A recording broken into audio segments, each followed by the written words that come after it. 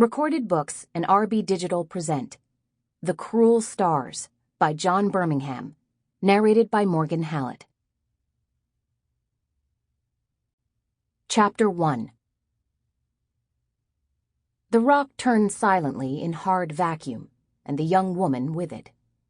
She pressed her nose to the porthole, which fogged with her breath, while she waited for night to sweep over this part of the base.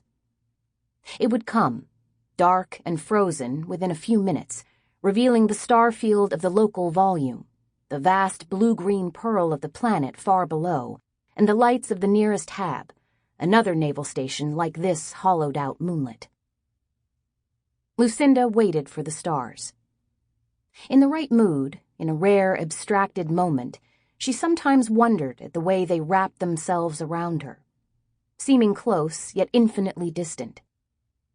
As she wondered, dusk came pouring over the small mountain range to the east, advancing in a wave of fast shadows and lengthening pools of inky blackness. She couldn't see the darkness coming for her on this part of the rock, but she imagined it swallowing the local area point defenses and the gaping maw of the docks. The entrance to the port was always illuminated, but the lights soon would burn with a severe brilliance in the accelerated night.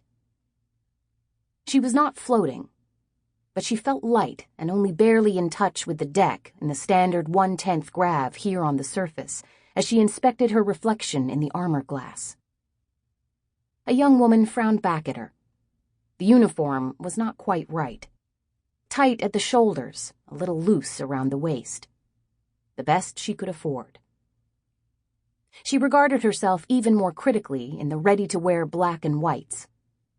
Severely pretty, she had been told by men she didn't entirely trust.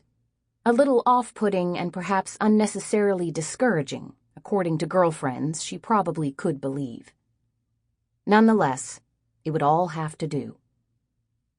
"Lieutenant Hardy?" Surprised out of her reverie, she jumped a little, reaching out reflexively to the nearest wall to arrest herself before she could take gentle flight. She was embarrassed at being caught out. "Yes," she said, her voice catching just a little as she turned away from the view, reorienting herself to the spare utilitarian lines of the transit lounge. The glow strips on the carbon armor walls were old enough to need replacing months ago. Rows of hard O-plastic seating looked bleached and brittle under the weak lighting.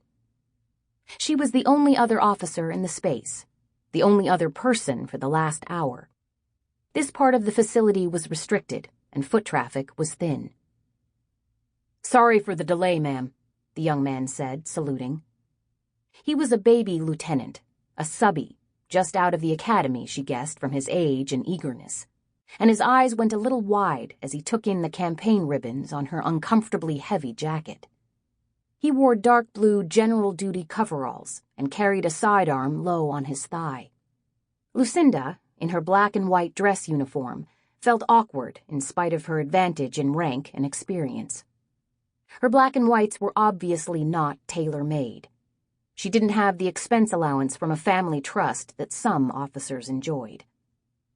She returned his salute, painfully aware of the way her dress jacket rode up and the tightness of the sleeves. She tried to ignore the feeling that seemed to steal up on her with every new posting, that she was simply masquerading as an officer and soon would be found out. "You have the advantage of me, Lieutenant." He stared at her blankly for a second, amplifying her sense of dislocation and fragile pretense. Then he went, "Ah," and shook his head. "I'm sorry, you're not plugged into ShipNet. Bannon, ma'am. Sub-Lieutenant Ian Bannon. I'm officer of the deck today. I'm sorry you've been left up here. It shouldn't have happened." The young man looked distressed now, and his discomfort made her feel even more awkward. "I understand, Lieutenant," she said. "Everything needs to happen at once just before deployment." "Even so," he said. "I apologize."